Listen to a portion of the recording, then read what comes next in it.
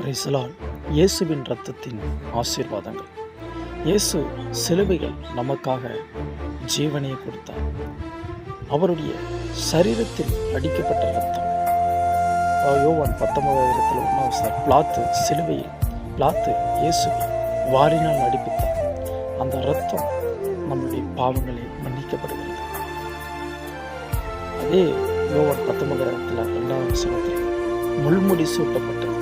நம்முடைய சாபங்களை சிலுவையிலே முள்முடியினால் ஏற்றுக்கொண்டு அவருடைய இரத்தம், முள்முடியின் இரத்தம் நம்முடைய சாபங்களை உடைக்கிறது. பரம்பரையாக தொன்று தொட்டு வருகிற ஒவ்வொரு வியாதிகள், தலைமுறையாக தொடர்ந்து வருகிற அந்த சாபங்களை முள்முடியின் இரத்தம் உடைத்து உங்களை விடுதலையாக்க வல்லமையான இரத்தமாக இருக்கப்படுது. கைகளில் ஆடிக்கப்பட்ட ஒவ்வொரு ஆணிகளும் இயேசு கிறிஸ்துவின் தலைமுகளால் சுகமாக்கப்படுகிறீர்கள் என்று கருதப்படுகிறது. ஏசி 53 5 அவர் நம்முடைய மீறுதலுக்காக அவர் காயப்பட்டு, நம்முடைய அக்கிரமுக்காக நொறுக்கப்பட்டு, நமக்கு சமாதானம் உண்டு பண்ண தண்டனை அவர் மேல் விழுந்தது. அவருடைய தலைமுகளால் நீங்கள் சுகமானீர்கள்.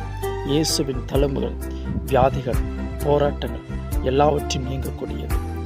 அடுத்ததாக இயேசு கிறிஸ்துவின் கால்களில் அடிக்கப்பட்ட ஒவ்வொரு ஆணைகள் ஆதியாகமம் 3 அவருடைய குதிங்கால் கீழ் அவனுடைய தலைகள் நசுக்கப்பட்டது என்ற வேதவசனம் சொல்லப்படுகிறது.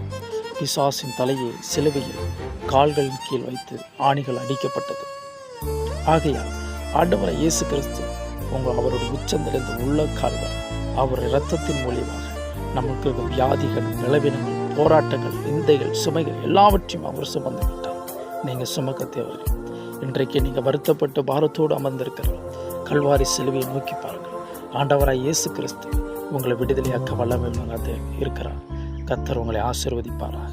God bless you.